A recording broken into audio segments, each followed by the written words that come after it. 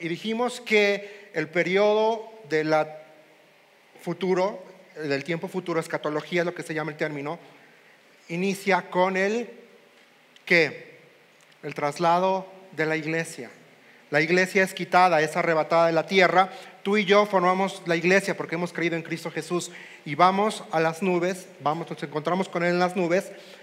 Ahí vamos al tribunal de Cristo, no para salvación porque ya somos salvos en Cristo Jesús, pero vamos, ahí se nos va a decir qué hicimos o qué dejamos de hacer aquí en la tierra. Y entre el rapto y el inicio formal de la tribulación tenemos un periodo que desconocemos, que es cuando el mundo se va a dividir, se va a configurar en 10 poblaciones geopolíticamente hablando, 10 grupos geopolíticos.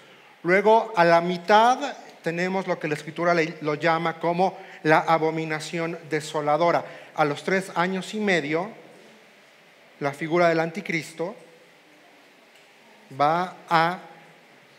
los estudiosos nos dicen que muy probablemente va a sacrificar un animal impuro, un cerdo, en el templo de Israel. Entonces, eso marca oficialmente la mitad del periodo conocido como la tribulación.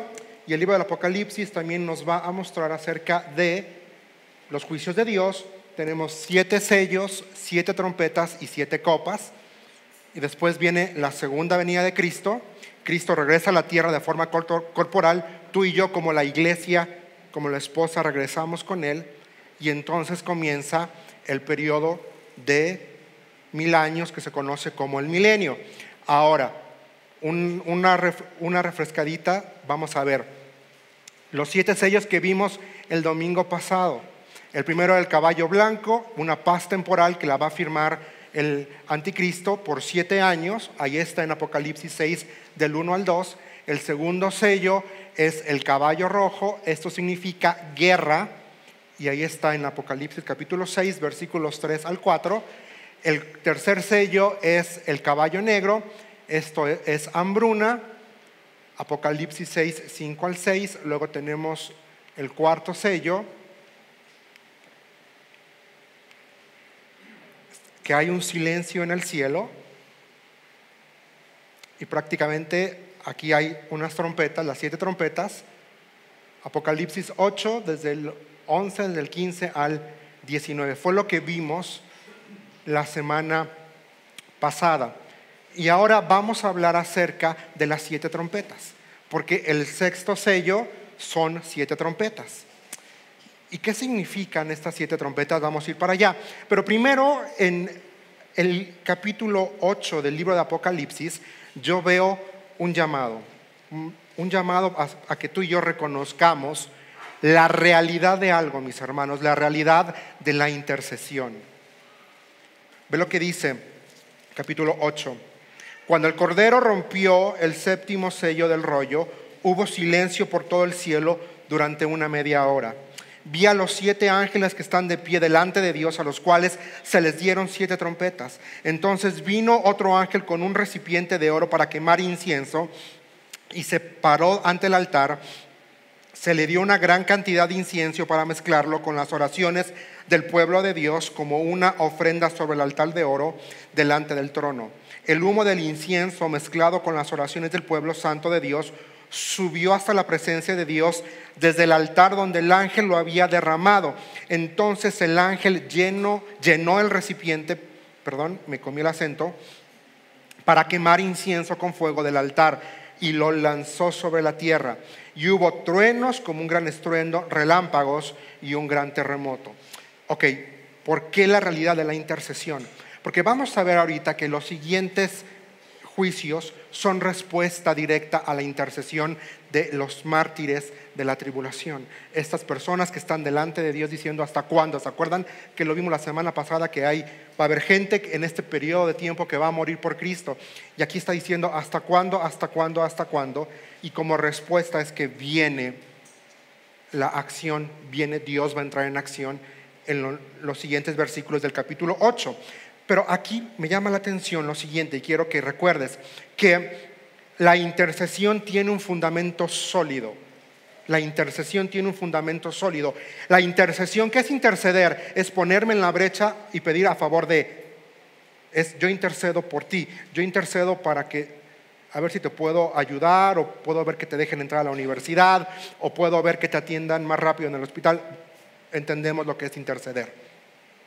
En este contexto, la intercesión se basa en dos cosas: en la obra y en el carácter de Cristo. En la obra y en el carácter de Cristo. En la obra, porque Cristo murió en la cruz del Calvario para perdonar tus pecados, para perdonar mis pecados y para hacernos santos y justos delante de Dios. Y en su carácter, porque Dios es justo y Dios sí o sí, por medio del Hijo, va a ejercer juicio en este periodo sobre la iniquidad, sobre la perversidad que va a haber en la tierra. Y aquí en este contexto estamos viendo que dice incienso. Y en la escritura el incienso simboliza dos cosas, mis hermanos. Simboliza adoración y simboliza oración. Es lo que simboliza incienso en la escritura. Y estos 5 versículos que leímos es un recordatorio de que la intercesión es agradable y placentera a Dios. Ve lo que dice.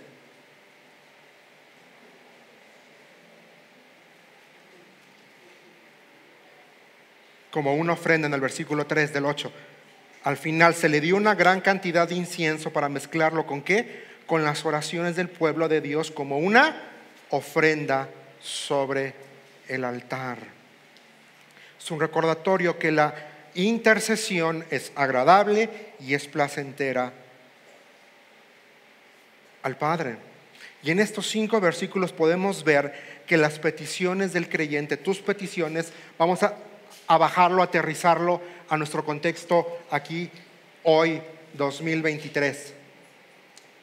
Tú y yo, cuando oramos, lo hacemos en nombre de ¿quién? En Cristo. ¿Por qué lo hacemos en nombre de Cristo? Porque no hay otro nombre, porque Él es el intermediario entre ¿quién? ¿Y por qué nos escucha el Padre? ¿Por qué Dios Padre escucha nuestras oraciones? ¿Por qué? Por el sacrificio de Cristo. Entonces quiere decir que cuando tú y yo oramos, nuestras peticiones se unen a la dignidad de Cristo. Porque solamente Cristo es digno de estar delante del Padre. Porque eso es lo que significa adoración. Significa estar cara a cara. Si quisiéramos poder ponernos académicos, pero no lo vamos a hacer, la palabra en griego para adoración es prosekuneo, que significa estar pegado, cara a cara, cara a cara, prosekuneo, cara a cara, cara a cara, pegados. Dice la escritura que Dios es santo y que sin santidad nadie puede estar delante de Dios, porque Dios es santo. Entonces tú y yo como creación, y porque somos pecadores, no podemos estar delante. Por eso solamente Cristo es digno de estar delante del Padre por su sacrificio. Quiere decir, cuando tú y yo oramos, nuestras oraciones, nuestras peticiones, nuestra intercesión llega a la presencia del Padre por la obra de ¿quién? Del Hijo. Y son escuchadas. Ahora, toda la oración obtiene respuesta, y la respuesta puede ser sí, no o espera. Dios puede respondernos con un no, por supuesto que sí. Aunque nosotros quisiéramos que siempre Dios dijera sí, pero la realidad es que Dios, por nuestro bienestar, a veces dice no. Es como ustedes, papás. Si su hijo pide puros dulces, ¿le van a dar dulces? ¿Por qué? Porque le hace daño, porque no es benéfico. Así es Dios con nosotros. A veces nosotros le pedimos cosas que queremos, porque creemos que lo necesitamos, pero que en vez de hacernos bien nos van a hacer todo lo contrario. Y Dios dice no. Hay otras veces que Dios dice todavía no es el tiempo, todavía no estás listo, aguanta tantito. Y a veces Dios dice por supuesto que sí. La respuesta es sí. Y la necesidad de la intercesión me lleva a recordar en estos 5 versículos que la oración produce resultados. La oración produce resultados. Ve lo que dice otra vez versículo 5. Entonces el ángel llenó el recipiente. Si estás leyendo 60 o estás leyendo la Biblia de las Américas, va a decir el incensario, para quemar incienso con fuego del altar, y lo lanzó sobre la tierra, y hubo truenos con gran estruendo, relámpagos y ¿qué? Y un gran terremoto. ¿Qué está queriendo aquí decir? La oración produce resultados. El incensario en este contexto es un símbolo de juicio. Entonces, la acción de tomar el incensario, ¿y qué dice el texto que está haciendo? ¿Lo qué? Lo lanzó. ¿Sobre qué? Sobre la tierra. A ver lo que dice el texto. Entonces el ángel llenó el recipiente para quemar incienso con el fuego del altar. ¿Y qué dice? Y lo lanzó sobre la tierra. Este es un símbolo de juicio. Esta es respuesta directa a la oración y a la intercesión de los mártires que ya leímos la semana pasada, que están en la presencia de Dios. Entonces, no quiero pasar mucho tiempo en este primer punto, pero anótalo.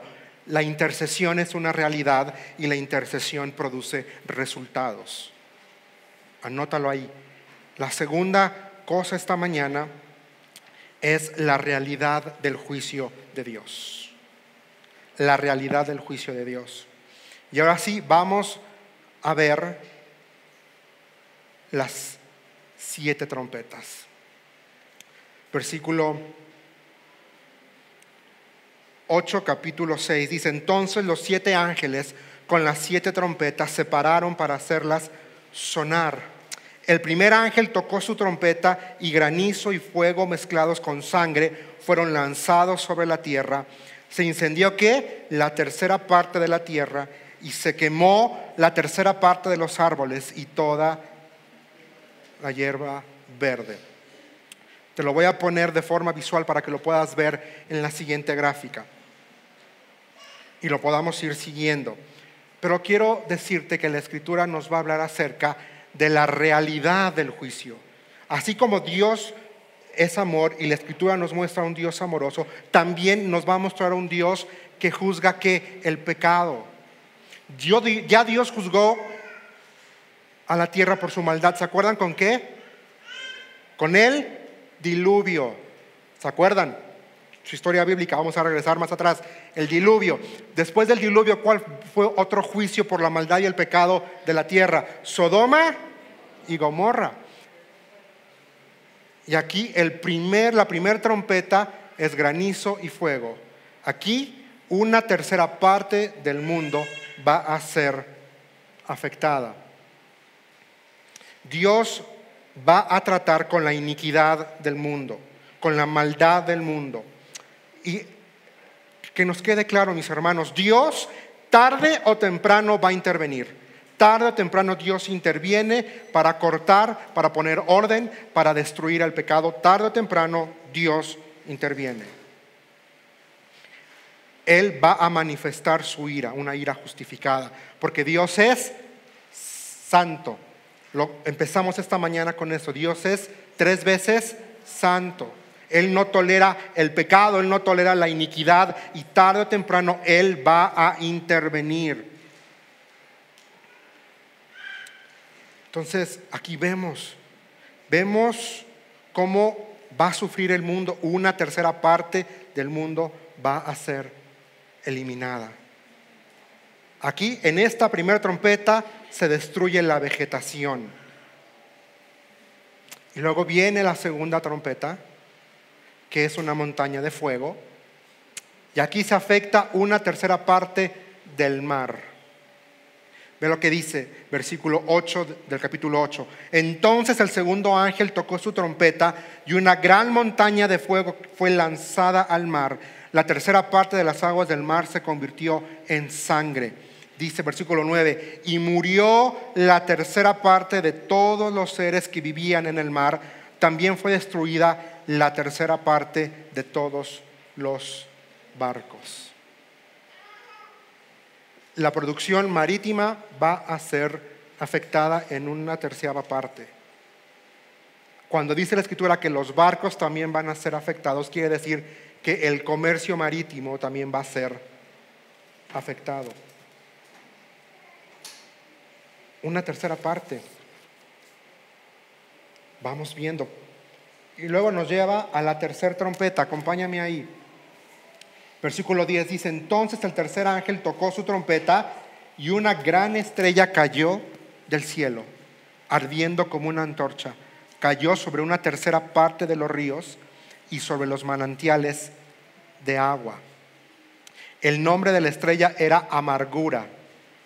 Hizo que la tercera parte de las aguas se volviera amarga y mucha gente murió por beber de esa agua amarga. Aquí muy bien pudiera ser que cae un asteroide o cae alguna cuestión del espacio exterior y va a afectar. ¿Qué afecta aquí? Ya afectó primero que en la segunda trompeta, ¿qué se afectó? El agua salada. Ahora, ¿qué va a afectar? El agua dulce. Entonces vamos viendo el juicio de Dios. Primero va a dar contra la vegetación, contra lo que comemos. Después contra el agua salada. Después contra el agua dulce. Y obviamente va a morir gente por beber agua contaminada. Imagínense si hoy en día estamos sufriendo porque no hay agua. Imagínense cuando llegue este momento, la poquita agua que queda se va a afectar porque una tercera parte va a estar imbebible. Y vamos a ver la cuarta trompeta. A ver si sale. Es un eclipse. Una tercera parte del sol, la luna y las estrellas se van a ver afectadas.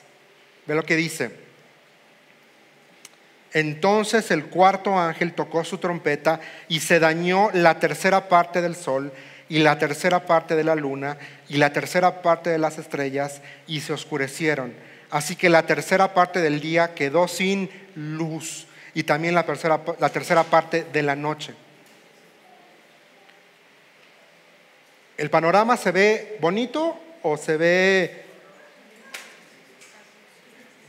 O sea, nos estamos dando una idea de lo que está sucediendo. Una tercera parte de todo se va a ver afectado, va a dejar de ser, va a dejar de existir. Una tercera parte. Y aquí, esta cuarta trompeta es interesante porque ve lo que dice. Versículo 13.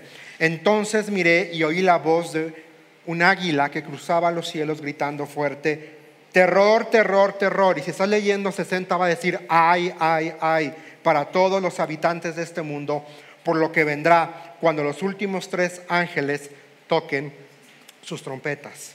¿Qué quiere decir este texto? Que estos 4 juicios que acabamos de leer son nada en comparación de lo que está por venir. Si te parece mucho que una tercera parte de la vegetación, una tercera parte del mar, una tercera parte del agua bebible y una tercera parte de la luz, imagínate, el sol es necesario ¿para qué? Las milpas, ¿qué necesitan para crecer? Agua y qué? Y sol. Sin luz no crecemos. Y lo sabemos de que somos niños, la fotosíntesis, ¿verdad? Esta es una advertencia solemne de lo que está aún por venir. Se está advirtiendo. Y sabes,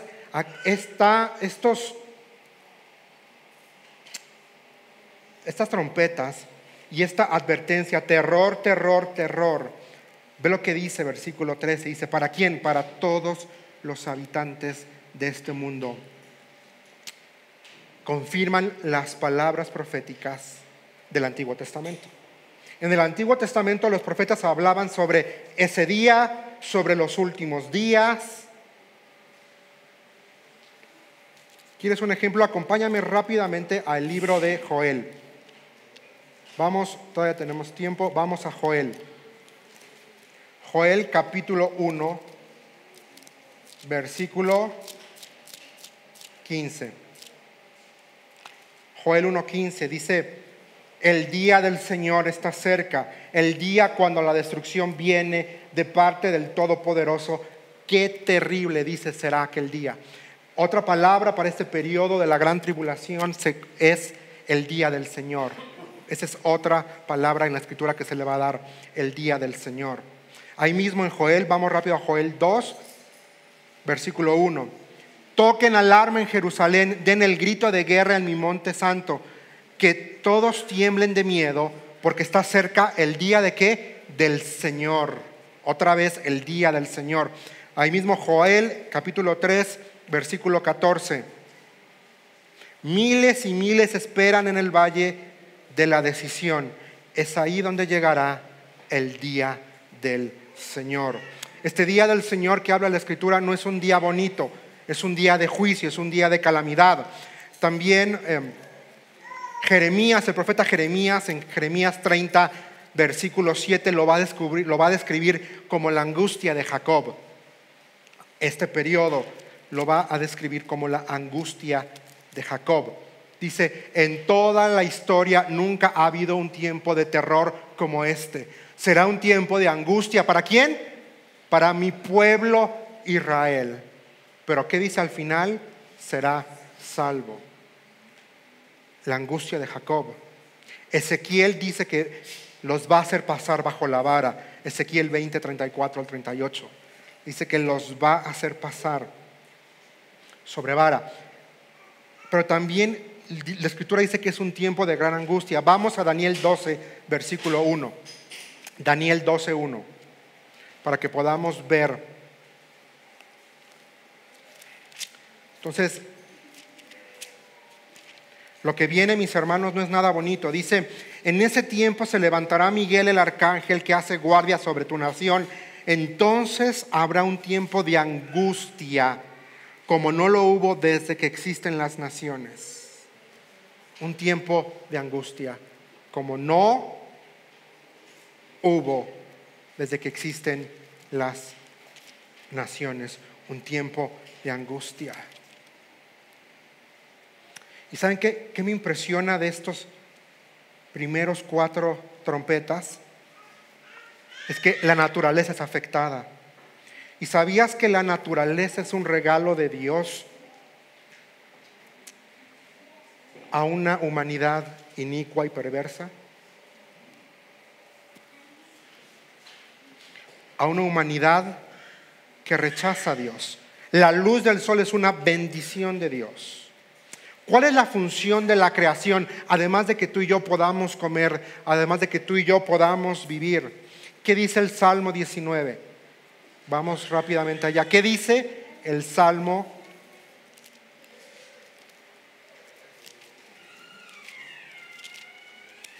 19?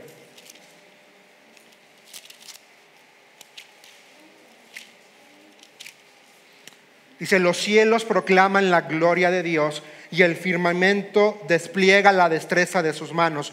Día tras día no cesan de hablar, noche tras noche lo dan a conocer. Hablan sin sonido, ni palabras, su voz jamás se oye. Sin embargo, su mensaje se ha difundido por toda la tierra y sus palabras por todo el mundo. Dios preparó un hogar para el sol en los cielos. La creación cuenta la gloria de Dios. La creación es un recordatorio, mis hermanos, del poder, de la sabiduría y de la soberanía de Dios, que Dios está en control de todo y que Dios es el dueño de todo. ¿Qué es lo que dice Romanos capítulo 1, versículo 20? Romanos 1, 20. Dice: pues desde la creación del mundo todos han visto los cielos y la tierra. Por medio de todo lo que Dios hizo, ellos pueden ver a simple vista las cualidades invisibles de Dios. Dice: su eterno poder y su naturaleza divina. Así que no tienen ninguna excusa para no conocer a Dios.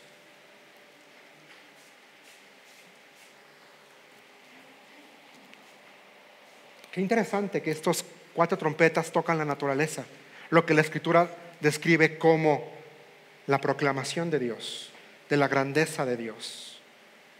Y lo hace porque Dios está diciéndole al ser humano, al mundo: yo soy soberano y yo puedo hacer lo que yo quiera con mi creación. Y agárrense, porque está por venir sobre ustedes juicio. Las primeras 4 trompetas nos van a recordar 3 cosas. Primero, son una advertencia que las últimas 3 trompetas van a ser aún más severas. Es decir, que el juicio de Dios va a ser aún más severo. Segundo, son solo el comienzo del trato de Dios con la tierra. Dios apenas está empezando, está calentando motores, perdónenme la expresión, es como cuando éramos niños que nos decían: llegando a casa. Esas son las primeras 4 trompetas, es el llegando a casa de parte de Dios. 3, los recursos de la humanidad son reducidos y son limitados. O sea, hasta aquí, mis hermanos, ya vimos que parte de la alimentación es destruida, una tercera parte. La distribución de alimentos va a ser reducida. El abastecimiento de agua va a ser muy limitado. Y por lo tanto, la producción de lo que la gente come se va a ver obstaculizada. Es una advertencia, mis hermanos. Y el capítulo 8, versículo 13, es una advertencia tripartita. Por eso dice terror, terror, terror. O ay, ay, ay, según la versión que estás leyendo. Dice: por lo que vendrá cuando los últimos 3 ángeles toquen sus trompetas. Se está diciendo: señores, todo el poder de Dios está a punto de manifestarse. Y mis hermanos, esto no es nada en comparación de los siguientes resultados de las trompetas. La 5ª trompeta, ve lo que dice versículo 9, capítulo 9, versículo 1 de Apocalipsis. Apocalipsis 9:1 dice: entonces el 5º ángel tocó su trompeta y vi una estrella que había caído del cielo a la tierra, y a la estrella se le dio la llave del pozo del abismo sin fondo. Cuando la abrió, salió humo como si fuera de un gran horno, y la luz del sol y el aire se oscurecieron, dice, debido al humo. Entonces del humo salieron langostas y descendieron sobre la tierra, y se les dio poder para picar como escorpiones. Se les ordenó que no dañaran la hierba, ni las plantas, ni los árboles, sino solamente a las personas que no tuvieran el sello de Dios en la frente. Se les ordenó que no las mataran, sino que las torturaran durante 5 meses con un dolor similar al dolor que causa la picadura de escorpión. Durante esos días las personas buscarán la muerte, pero dice que el texto, pero no la encontrarán. Desearán morir, pero ¿qué? La muerte escapará de ellos. Esta 5ª trompeta, vemos aquí langostas. Y es lo que en escatología se le conoce como el primer ay o el primer terror. Y aquí se nos dice que es liberado un individuo que se llama Abadón o Apolión. Depende, uno es griego y otro es hebreo. Hebreo es Abadón y en griego es Apolión. Y Abadón y Apolión significa destructor. Pero ¿qué pasa aquí en esta trompeta? 2 cosas puntualmente. Primero, el averno es abierto. El abismo es abierto. ¿Qué es el abismo? Es el lugar de detención de los demonios. Y Apolión, que es el jefe, sale. Aquí se le da la llave del abismo al diablo, a Satanás. ¿Para qué? Para que él abra, y entonces la trompeta en este punto, si quieres que te lo ponga, te lo resuma así rápido, es actividad demoníaca. Literalmente, vamos a ver. Te lo puse ahí para que lo puedas seguir mejor. Langostas, opresión demoníaca.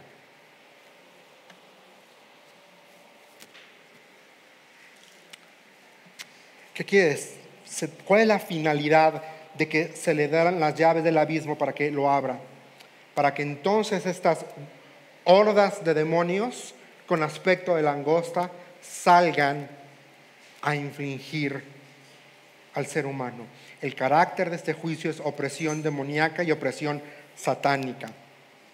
Estas langostas son una representación de lo que van a hacer los demonios. En la Escritura, la langosta, mis hermanos, es representación de juicio. ¿En dónde más Dios soltó langostas? ¿Se acuerdan? En Egipto. El faraón estaba necio y necio, necio, y hasta que no vieron la verdad, llegan las langostas y todo, y dijo, órale, vámonos. La langosta es sinónimo, es ilustrativo de juicio de parte de Dios. Ahora, lo que estamos viendo aquí en esta quinta trompeta es una corrupción espiritual impresionante. ¿Por qué dice que la gente va a buscar su muerte y no va a poder morir? Porque la gran mayoría, o si no, es que todo, excepto los que hayan creído en Cristo, van a ser influenciados directamente o atormentados directamente por demonios. Por eso la Escritura es puntual en decir 5 meses.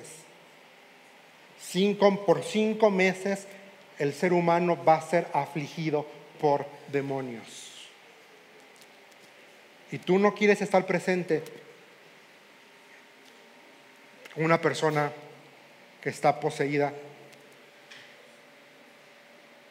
o que está endemoniada. Es una experiencia no muy agradable.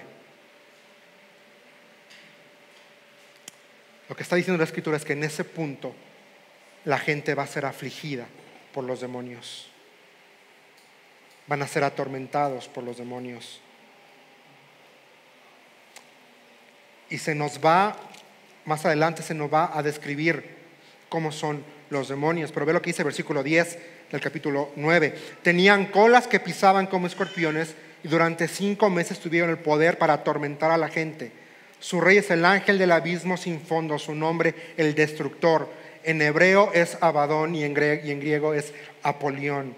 Este tormento está dirigido a aquellos que rechazaron a Cristo, aquellos que en este periodo van a rechazar a Cristo, porque acuérdate que tú y yo, como la iglesia, ya nos fuimos. ¿En dónde nos fuimos? En el traslado, en el rapto de la iglesia. Estos 7 años, ¿quiénes se quedan? Todos aquellos que no confiaron en Cristo Jesús se van a quedar y son los que van a experimentar este tormento. Pero ya lo vimos, también va a haber gente que va a creer en Cristo. Y la Biblia en Apocalipsis los describe como los mártires de la tribulación. Gente que va a creer en Cristo, pero les va a costar su vida. Les va a costar su vida. ¿Te imaginas lo que es ser atormentado por 6 meses por demonios?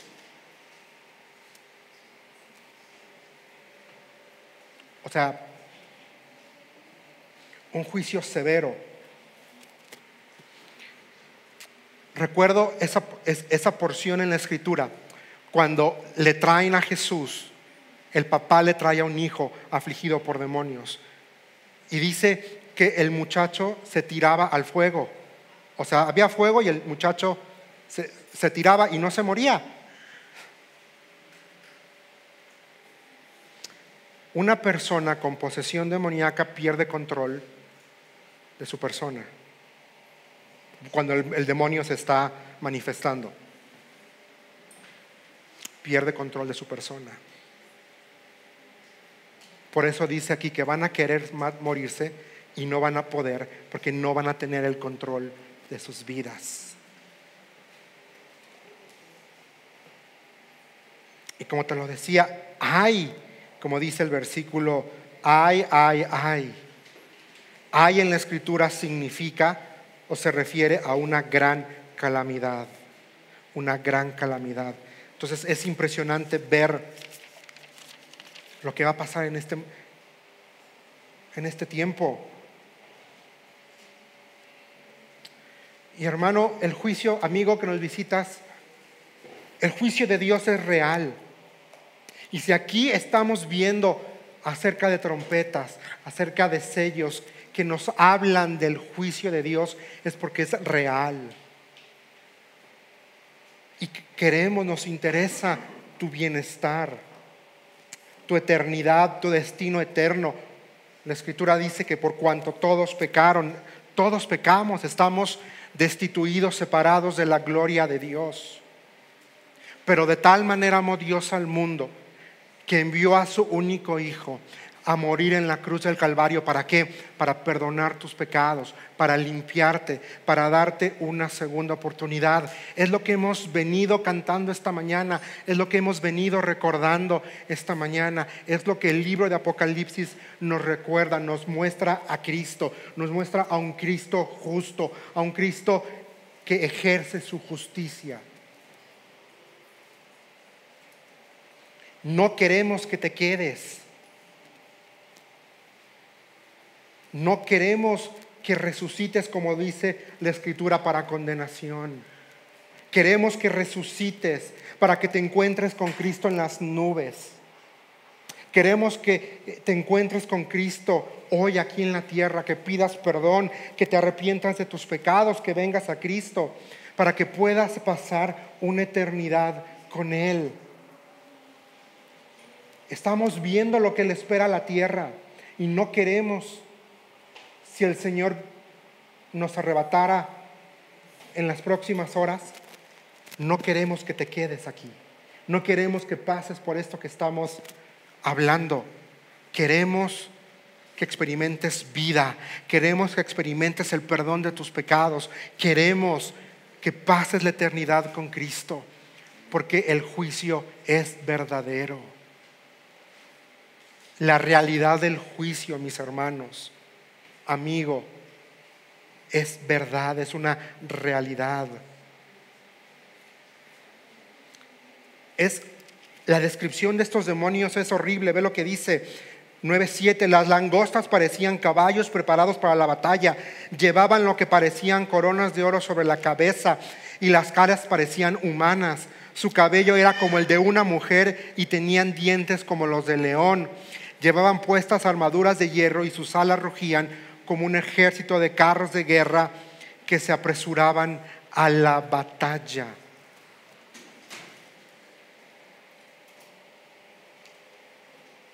Los demonios no son físicos, son espirituales.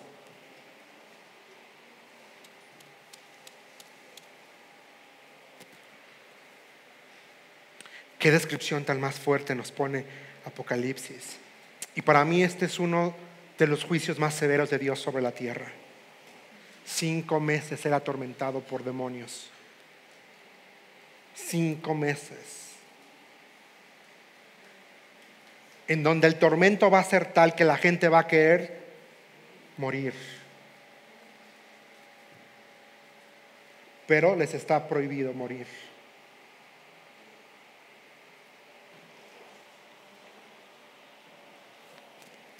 Y esto me lleva, vamos a ver la sexta trompeta, versículo 13. Entonces el sexto ángel tocó su trompeta y oí una voz que hablaba desde los 4 cuernos del altar de oro que está en la presencia de Dios. Y la voz le dijo al sexto ángel que tenía la trompeta: suelta a los 4 ángeles que están atados en el gran río Éufrates. Entonces los 4 ángeles que habían sido preparados para esa hora, ese día, ese mes y ese año. Paréntesis, quizá si estás leyendo 60 no va a decir tal así, pero quiero decirte que esta es la mejor traducción de lo que el griego está diciendo aquí.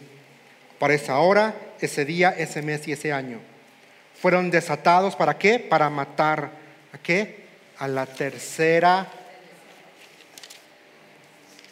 parte de ¿quién? De la humanidad.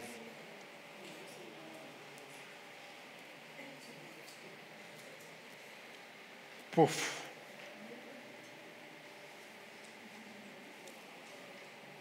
Ve lo que dice. Oí que su ejército estaba formado por 200 millones de tropas a caballo. Así en mi visión vi a los caballos y a los jinetes montados sobre ellos. Los jinetes llevaban puesta una armadura de color rojo, fuego azul oscuro y amarillo. La cabeza de los caballos era como la de un león, y de la boca les salía fuego, humo y azufre ardiendo. Otra vez ve lo que dice el versículo 18. La tercera parte de toda la gente de la tierra murió a causa de estas tres plagas: el fuego, el humo y el azufre ardiente que salían de la boca de los caballos. Una cuarta parte ya se nos fue. Y ahora con esta tercera parte quiere decir que ya se nos fue la mitad de la población mundial. La mitad de la gente va a morir en este periodo. ¿Y sabes qué impresión es entender que la quinta trompeta, es algo que se me olvidó decirte, es que el carácter de Satanás se va a manifestar plenamente? Ahorita él se disfraza como ángel de luz y te presenta el pecado como si fuera bonito, agradable, como que te produce placer. Él se va a vender a ti como lo mejor. En este periodo fuera máscaras, y lo vamos a ver como lo que él es: el engañador, el destructor. No hay forma de liberarse del poder de Satanás más que por medio de la obra redentora de Cristo Jesús. Solamente Dios tiene el poder de hacer libre a la gente. Por eso hay un himno que me gusta: hay poder, poder, sin igual poder en Jesús, quien murió. Solo de Jesús la sangre. ¿Quién me puede dar perdón y un nuevo corazón? Solo de Jesús la sangre. Aquí estamos viendo que va a haber en la sexta trompeta va a haber una invasión. Un ejército que proviene del este se aproxima a Jerusalén, porque esa es otra. Israel en la profecía bíblica es el centro del mundo. Va a ser la capital de todo. Israel, todo el enfoque está en Israel. Ahí va a ser el templo. El anticristo va a hacer la abominación desoladora en Israel al entrar al templo y al sacrificar y al profanar el templo de Dios.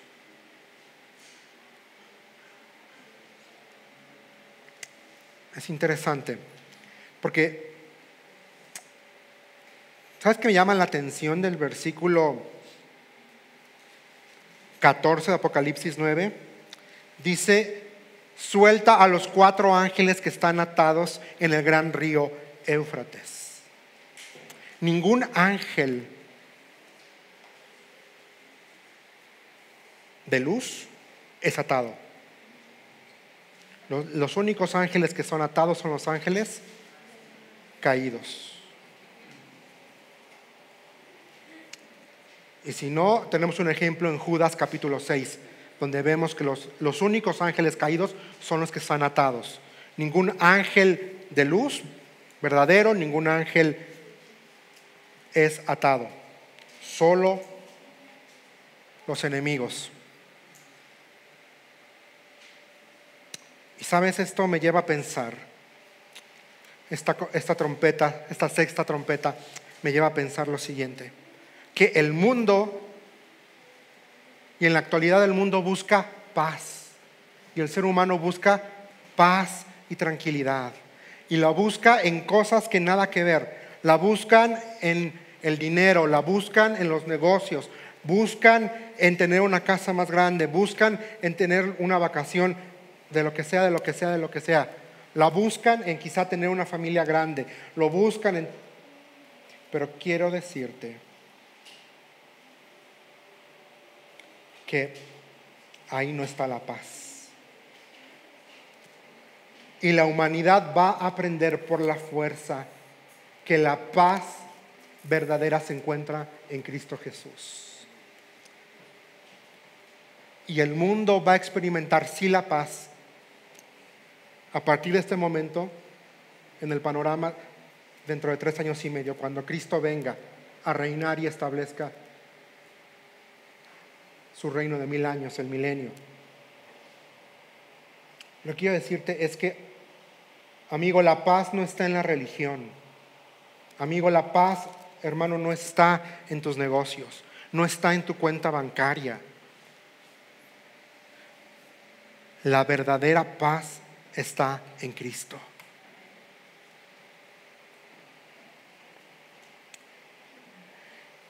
Pero la cosa se sigue complicando. Ya estamos viendo 6 meses, 5 meses el ser humano va a ser atormentado por demonios y después va a venir más guerra, más destrucción.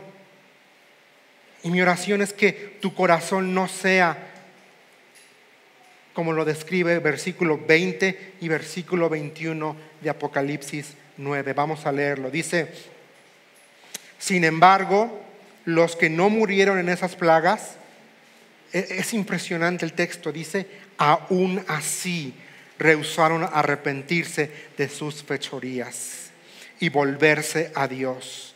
Siguieron rendiendo culto a demonios y a ídolos hechos de oro, plata, bronce, piedra y madera, ídolos que no pueden ni ver, ni oír, ni caminar.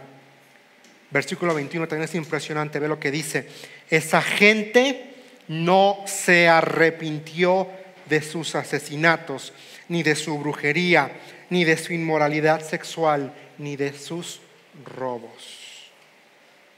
O sea, la mitad de la gente que va a seguir viva va a seguir estando, dice el texto aquí, con un corazón necio. Hermano, amigo, no queremos que tengas un corazón necio, un corazón duro. El corazón del hombre aquí no se arrepiente.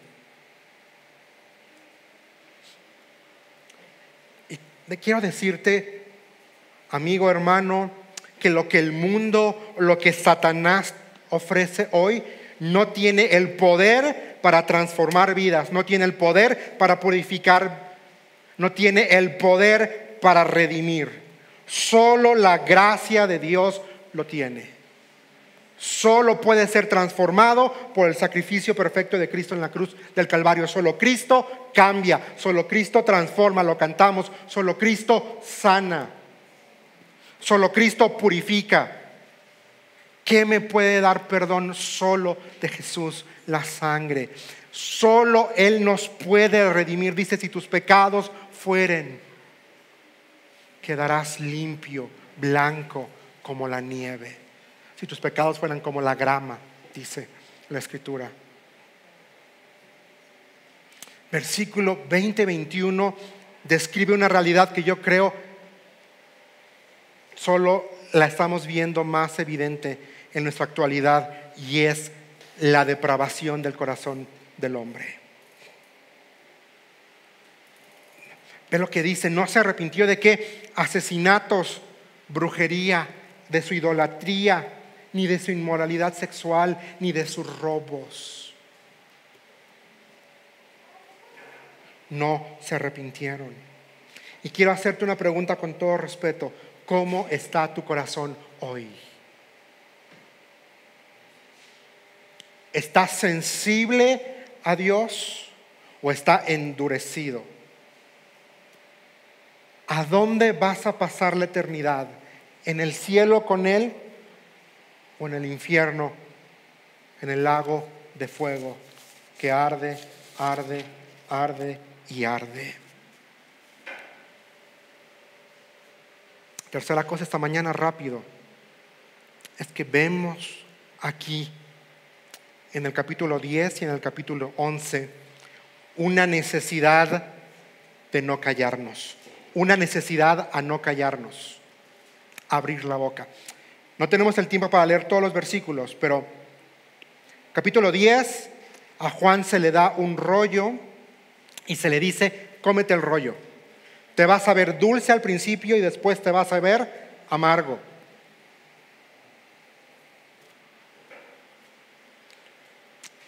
Ve lo que dice. Entonces, versículo 10 del capítulo 10. Entonces tomé el pergamino, el pequeño rollo de la mano del ángel y me lo comí. Fue dulce en mi boca, pero cuando lo tragué se volvió amargo en mi estómago. Y aquí viene lo que me impactó, el siguiente versículo. Dice, entonces me fue dicho, tienes que volver a profetizar sobre muchos pueblos, naciones, lenguas y reyes. Mis hermanos, la palabra de Dios es dulce. Es dulce porque nos conforta. Pero también a veces es amarga cuando vemos el juicio. Comerse el rollo aquí es un acto simbólico de apropiación, en donde Juan se está apropiando los estatutos, las promesas, las afirmaciones y las verdades contenidas en el rollo. Y ese es el llamado para que tú y yo hoy nos apropiemos los estatutos, las promesas, las afirmaciones y las verdades de Dios contenidas en la Escritura. Mi hermano, la palabra de Dios es una preciosa seguridad de que mi salvación eterna es verdadera. La palabra de Dios es la base para mi comunión actual con Cristo. Y la palabra de Dios es el fundamento de mi esperanza eterna. John F. Baldwin dice lo siguiente en cuanto a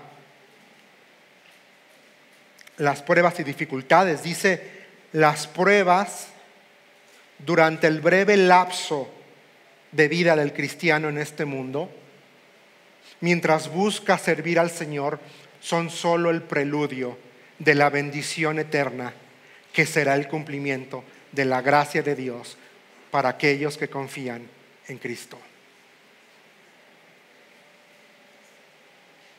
Si estás sufriendo, si tú dices, Juan, híjole, no sabes, estoy pasando un momento complicado, no es nada comparado a lo que va a venir. Pero quiero que sepas que este sufrimiento es la antesala breve a una eternidad sin llanto, sin sufrimiento, sin dolor, donde va a estar la presencia de Dios. Versículo 11. La Biblia de las Américas dice, debes volver a profetizar. La Reina Valera 60 dice, es necesario que profetices otra vez. Y ese es el reto para ti, hermano, hoy. Si me lo permites usar la palabra, vuelve a profetizar. Te lo pongo en español criollo. Vuelve a abrir tu boca. Vuelve a hablar de Cristo. Vuelve a hablar de la esperanza que tienes hoy. Vuelve a hablar, vuelve a hablar. No te quedes callado, vuelve a hablar. Luego, capítulo 11, ya estamos terminando. Dios va a levantar a 2 testigos. Lee en tu casa capítulo 11. No tenemos tiempo hoy. Pero dice versículo 2, versículo 3, mientras tanto yo daré poder a mis 2 testigos y ellos se vestirán de tela áspera y profetizarán durante esos 1260 días, que son 3.5 años, si lo convertimos.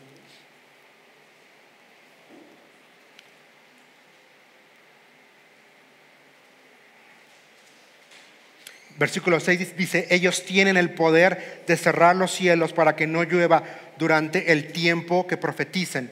También tienen el poder de convertir los ríos y los mares en sangre y de azotar la tierra cuantas veces quieran con toda clase de plagas.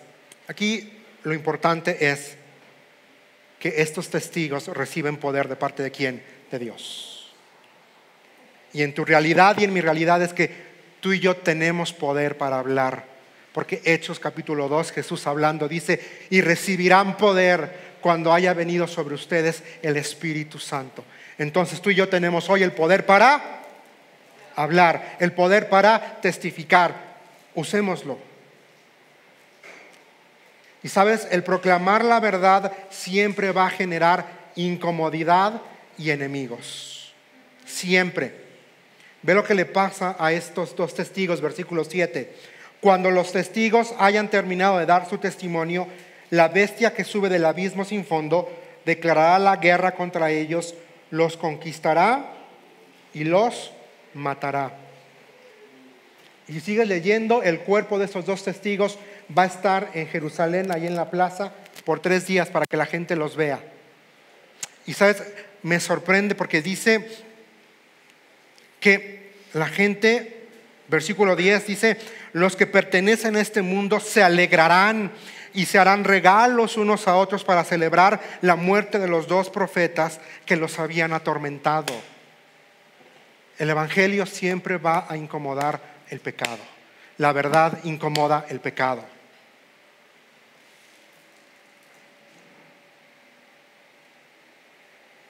Un profeta piadoso siempre será un tormento a una generación perversa.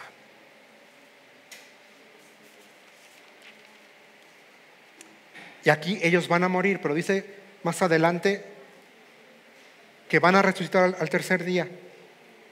Y ya vamos para allá.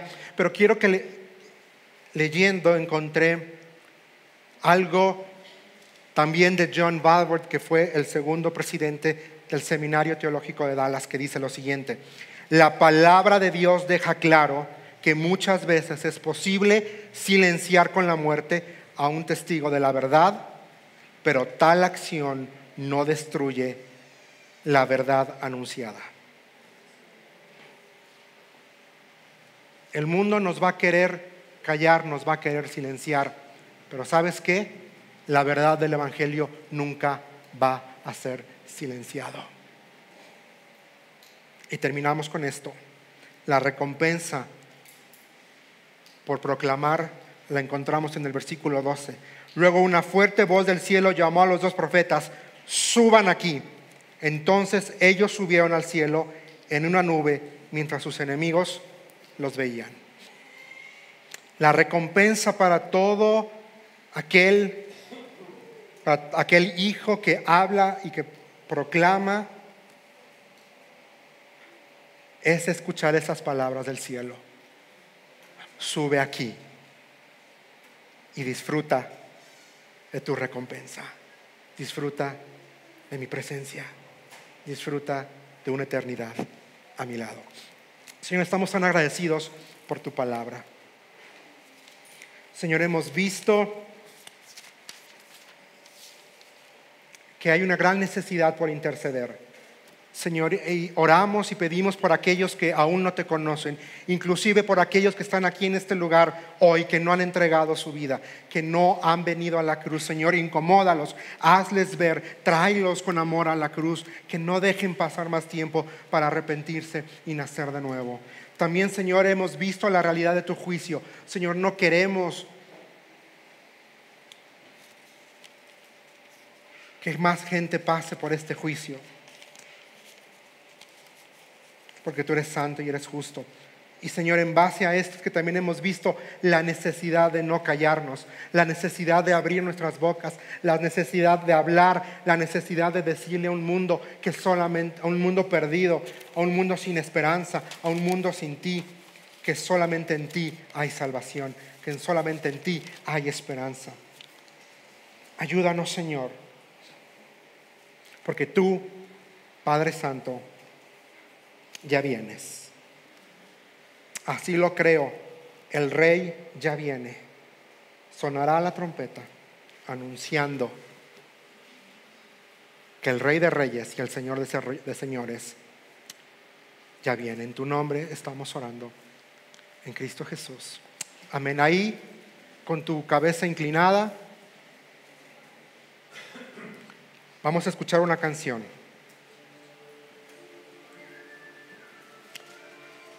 Habla con Dios.